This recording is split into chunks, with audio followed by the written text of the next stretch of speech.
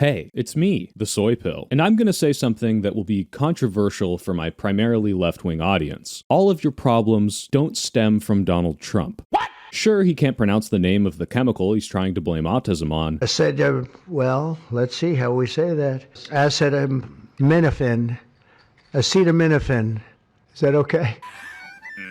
But there's a whole party of people passing laws to make your life harder. And after specifically one of the approximately 40,000 gun deaths that we'll have this year, Republicans are fired up, angry, and ready to take away your rights and stop the supply lines to the Trans-Tifa front. But that's only half the story. The other half is an invigorated and passionate opposition, a Democratic Party that's gonna fight back against this tyranny, an opposition so powerful that nothing will stand.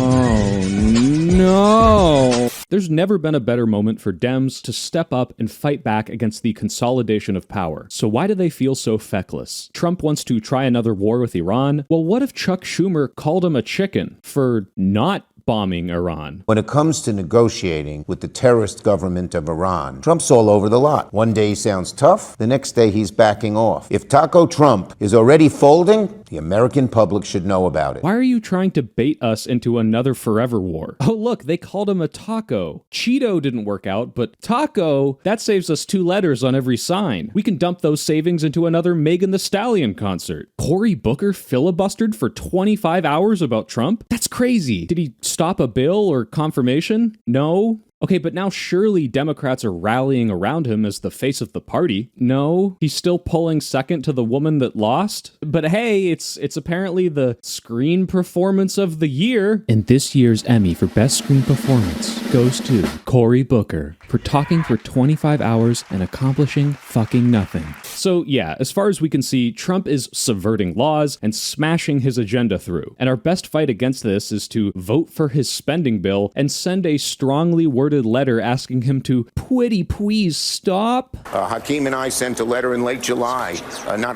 We demanded actually to them. They sit down with us because we needed to work this out. First, I want to dispel the notion that nothing is being done to fight back. States are banding together to block his broad, sweeping tariffs and his Department of Education cuts. Bills have been introduced to protect Social Security and U.S. aid, but if these bills don't get voted on, or the judges rule in favor of Trump, or he just ignores the judges, does it matter? There's no participation trophy for fighting and losing against authoritarian power grabs. Hey, good effort, France. Better luck next time. That was a good 6 weeks of fighting. Speaking of which, for no particular reason related to our current political climate, I've been studying up on fascism as an ideology. For example, I've been listening to the audiobook of Nondescript World War II Axis Nonsense Literature using this video's sponsors, Raycon Essential Open Earbuds. Their crisp quality sound lets me hear the stupid ideology that led to one of the worst decades in human history, while also tuning in to nearby conversations from friends or anyone else who may be commenting on my strange audiobook choices. The lightweight design and comfortable hooks keep them secure on my head, even when I'm walking around or vigorously shaking my head in disapproval so that everyone knows how much I disagree with the nondescript World War II Axis nonsense literature I'm listening to. They're just as good as other high-quality earbud brands, but at half the cost. Click the link in the description box or go to buyraycon.com/soypillopen to get 30% off the Essential Open earbuds. Unlike this terrible nondescript World War II Axis nonsense literature, there's a 30-day satisfaction guarantee. Speaking of power grabs, Trump told Governor Abbott to carve up Texas and win some House seats in the middle of a census period. But what are the Democrats going to do about it? Fight and lose in court? Yell about it for 2 days while they pass out? Bait Trump into bombing Texas? Is there no one who can save us?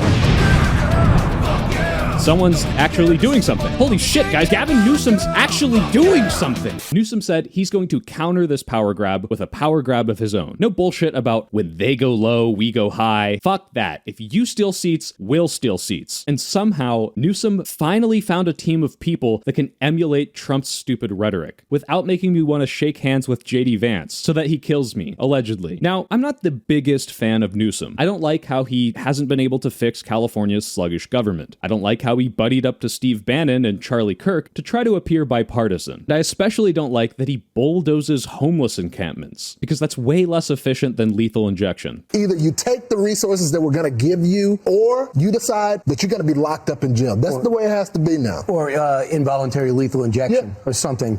Just kill them. But Gavin, all is forgiven if you get as dirty as Trump did in the 2016 primaries. Newsom! Call Trump a retard, and my vote is yours! Newsom does have a history of pushing progressive legislation. He famously was illegally marrying gay people all the way back in 2004, far before it became a Dem Party staple to support gay marriage. He's also passed a lot of pro-trans legislation in California. But is this enough? If he can keep up the shitposting, he'll win the vibe-based vote. And yeah, there's no reason to unilaterally disarm when your opponents are carving up their states, but Republicans have more seats to gain than we do. So no participation trophy, but we'll go down swinging, I guess? How are Dems actually going to win an election? You may have seen that I've been buddying up with Democratic leaders these past few months. It may not exactly fill you with confidence that the Democrats are stooping so low as to partner up with some idiot with this hat, but might I remind you that the current president was hanging out with Aiden Ross last election. I swear to God, I don't know what the fuck a fascism is. I don't know what the fuck that is.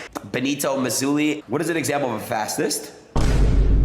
Ro Khanna is the House rep from Silicon Valley and is traveling around with Congressman Jonathan Jackson, son of Jesse Jackson. I accompanied him around South Carolina, specifically reaching out to the communities that are going to be hurt the most by the big beautiful bill. The biggest takeaway from these trips is that, like you, people are scared, angry, and have a lot of energy that they want to use to fight back. What do you feel what you took away from this town hall? Did they give you the answers you're looking for? Yes, and to speak up, because I'm a very shy person. I really like how everyone encouraged me to go and speak up, so that's what I'm going to be doing. Although I'm aware of the various cuts, I didn't know it was immediately. I'm thinking, what can I do to put this out in the community? I'm a stage 4 cancer survivor, so I'm through with the process. But I'm thinking about others. Yeah, that's amazing. Others. We need to win on the economy again. We need to say the Democratic Party understands how to build wealth. That's how we start to turn this around, and we win the House. We restore Medicaid funding. We restore the education funding. We start to stand up to the president. As far as I can tell, this is what the voters are looking for. A coherent message promoting economic success, alleviating and reversing damage caused by Trump, and actually pushing back and saying the things that everyone's thinking. Like, hey, why did you tell Jeffrey Epstein that enigmas never age inside a drawing of what appears to be a prepubescent girl and a compilation of letters where one of them is a bunch of little girls giving Jeffrey Epstein a massage at what appears to be Mar-a-Lago? On my bill to release the Epstein files, not only do I have Republican Thomas Massie, I got Marjorie Taylor Greene.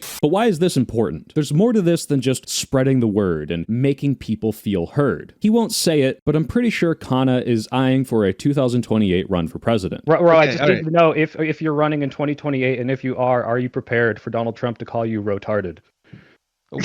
I've been wondering. And there you go, giving him ideas. That means that right now, he's spreading the word about himself, making promises, shaking hands, and showing that he can deliver to these communities. His platform is pretty easy to understand, because it's very comparable to Bernie Sanders. Climate change as an existential threat, Medicare for all, progressive stuff. The only major difference being this women in the workplace thing. The American people are tired of women. But why is it any different from the last two times Bernie ran and lost in the primary?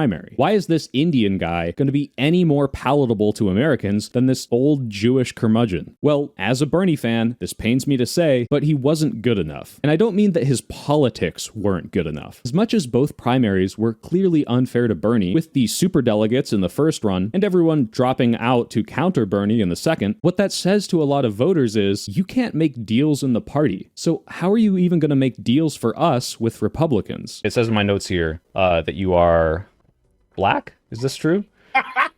Bernie sat in Vermont for 30 years and didn't talk to any black people and then ran for president. That is a red flag from a normie black voter standpoint. Not in like this guy is like a racist, but just like this guy doesn't know what's up, right? Like he is not that connecting. Black voters have no illusions on the dirty awfulness of mainstream politics. We know we're being pandered to. Everybody knows. I feel like most people know when they're being pandered to. So to come in my face to like to be in the face of black voters and show that you have not done any preparation to pander halfway decently. It's like, oh, how can we expect you to get anything done in the office? Basically, Bernie didn't have the legislative track record or make the right promises to the right people to show that he could deliver. Not enough bipartisan legislation, not enough shaking hands and rubbing feet and sucking toes. So you're a former Bernie surrogate. You might have seen how there were shortcomings in Bernie's strategy in these areas. I just didn't see necessarily Bernie going to black churches, sitting in services, building with faith leaders, meeting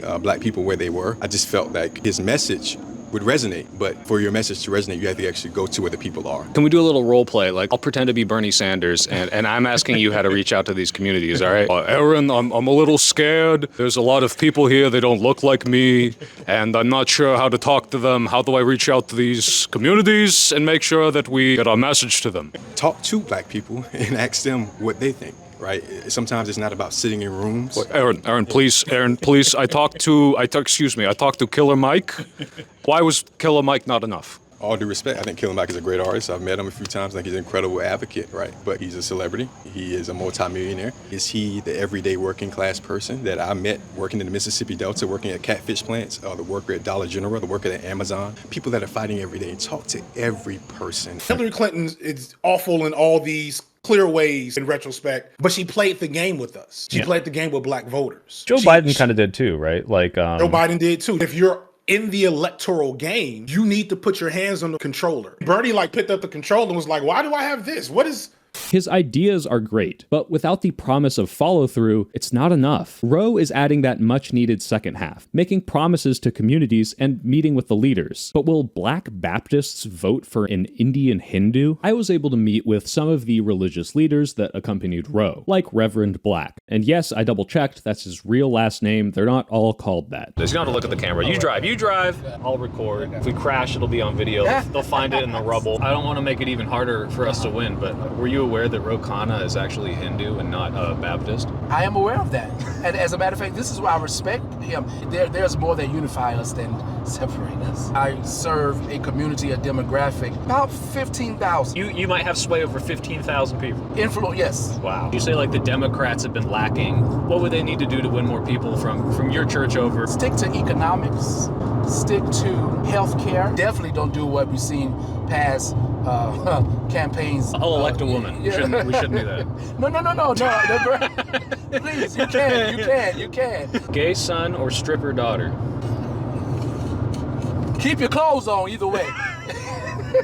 Keep your clothes on. So does this mean we have to throw LGBT people under the bus and move to the right to win? No. Watch Roe expertly handle Dave Rubin's trans scaremongering here. Would you want a biological boy playing basketball with females? All Democrats voted against the federal ban except two. That is a decision that local school districts, local communities can make, and that standard can be met so that there's fairness. If it's just a seventh grader who's doing this, who's not some great athlete and is doing it for a sense of belonging, that's probably fine. Why do you need a federal ban? Right. So, okay, I can... There are trans kids who just are struggling to survive. Let's have a dignity, respect, and focus on what things can bring us together. Right. Roe is pretty clearly shifting to an economic message and appealing to a broader crowd. That means less gay words per minute, but not policy that's more right-wing. But can he handle the tough questions from a hardball interviewer who recognized that he couldn't make him uncomfortable in the back of this car from which there was no escape? This whole tour that you're doing, when you're coming out here, what is your message to those people who are struggling for a Democratic Party that give them a sense of purpose? We need to have a bold agenda that says we're going to tax wealth, not give tax breaks to billionaires. We're going to have Medicare for all, health care from the day you're born as a human right, free college in this country, and 1,000 trade schools. I was looking through some old photos and it looks very, similar. Okay. We're going to build millions of new homes that are quality and affordable. We're going to actually raise the wage in this country. We're going to create wealth and good paying jobs, but the party needs a clear agenda of how we're going to improve people's lives. I'm going to list off a couple vice presidential picks that you could use. My gosh. And you can just kind of give your thumbs up or thumbs down. All right. Yeah. So Hillary Clinton. We're just doing the hypotheticals? Yeah, this is completely, you're not running for president, right? So this is a fun little thought experiment. Well, how about someone who's new? You know, they've had their turn. Okay. Well, you're not going to like this one then. Tim Kaine. Had a Because shot. He's not new. Had a Good shot. time. And you could do like the Kane Kana kindness pact, you know? I don't know if it would look good on billboards, but if ever we did that, I'd want to win, right? You know? okay, maybe you're trying to win the youth vote. Hawk Tua. No. No? You don't think she's eloquent enough? No, I still believe like politics actually is serious and substantive and matters. Okay, well, there goes the rest of my list. Okay, so these guys are working hard and falling asleep at the airport, but is the rest of the party on board? I also got to meet with Ken Martin, head of the DNC, and ask him where we're going. Before I got to the 30 seconds that I was allowed to film, we had a roundtable with other left-wing creators, one of which asked to be on Ladders, by the way. So quick, ultra-fast, oops, all Ladders. Go check out Senor Berrigan. He's making great content calling out ICE bullshit. His link's in the description. Go click on it. Go click on it. So after the Democrats' failed campaign last year, you might be wondering why the DNC is meeting with influencers in this dingy cafe. Is it to get more messages out there? Appear more authentic? Utilize our wide-reaching audiences? Well, weirdly enough, we spent most of the time asking Ken questions, almost like he was there to assure us that they have everything under control. That's a little concerning, considering we know how to be authentic, but it seems like the DNC doesn't. One of the first things he did as DNC chair was fire all of the media consultants from 2024, which was reassuring. He also seemed to correctly assess that the Dems need to focus on economic messaging and making everyone's life better. But I did seem to stump him when I asked, if your new strategy is what Bernie Sanders was doing 10 years ago, what makes you think it will be any different this time? Oh, Ken, you should have watched the last section of my video. I also asked him why none of the Democratic politicians will use the word genocide when describing Israel and Palestine. Is it to not alienate Israel? Is it because the word doesn't play well with the donors? Is it because they don't think it really is one? His answer was a little bit dodgy, because he said, the DNC doesn't tell Democratic politicians what to say. He's a nice guy with good intentions, but I felt like I was talking to a politician with prepared answers and a script that he couldn't deviate from. Democrats seem to be committed to fighting dirty, at least Gavin Newsom is, with the gerrymandering, so is the DNC going to support this dirty fighting? Now is not the time to be nice. We've got to fight fire with fire. And as I said, this is not your grandfather's Democratic Party where we brought a pencil to a knife fight, right? We've got to bring a gun to a knife fight. We've got to actually fight back. At the end of the day, we cannot be the only party that's playing with one hand behind our backs, playing by the norms and the rules. Those rules are done with for now. And if we're going to win again, we got to fight and fight like hell. There's an undue amount of pressure on you after the election loss, with everyone looking for a cohesive message. Yeah. I think if David Hogg had actually accelerated into the positions of power, that pressure would have been on him. Would you say that he dodged a bullet? Listen, David's a great friend and he's doing wonderful work out there right now. It's important what he's doing in the ecosystem to support new voices in this process, and we'll continue to do that. Though I saw some signs of positive change, I'm not convinced that they're going to do what it takes. Here's the thing. We don't need the DNC to be 100% perfect. Gavin Newsom showed us that we can match the dirty rhetoric and politics, and people will latch on. Ro Khanna is showing us that progressive populist messaging will work, but we need the networking and ground game, or it's useless. And at the very least, the DNC is on board with that message. I don't believe that woke is dead, just hiding and healing till the right time to strike. But we have to accept that we're not going to have trans people in McDonald's ads for a while. We don't have to take rights away from marginalized groups, but we might not necessarily be putting them front and center, unless the Civil War happens. Human Shield up front, then Operation Get Behind the Darkest. Remember, Human Shield, protect our tanks and planes too. But most importantly, nothing's going to happen without major work from individuals, volunteering, canvassing, yelling at your uncle at Thanksgiving. If you can, donate your time or money to a campaign that you care about. Spread the word about Prop 50 in California so we can get more seats. Shit, if you're really lazy, just follow and retweet Gavin Newsom shit posts, because for some reason, that's working. We have to have a rebirth of the Democratic Party. Be active, be involved in saying, this is my party. There's no need for lectures about being future leaders. Just be the leaders now. You have to get involved. Educate yourself on your role as a citizen. You have a role, and I know it's hard. I know you got a bunch of other shit going on, but you have an obligation as a citizen to get active. MAGA son or stripper daughter? MAGA son. And hopefully by the time I do have a son, the MAGA movement will be over with. Well, then let me try this again. MAGA daughter or stripper son? MAGA daughter. Okay. Heard it here, folks. J.A. Yeah. Moore, anti-stripper bias. He's not winning the stripper vote. Not a Together, we have a coalition of fighters that's going to fight back against this administration. Fucking goddamn it.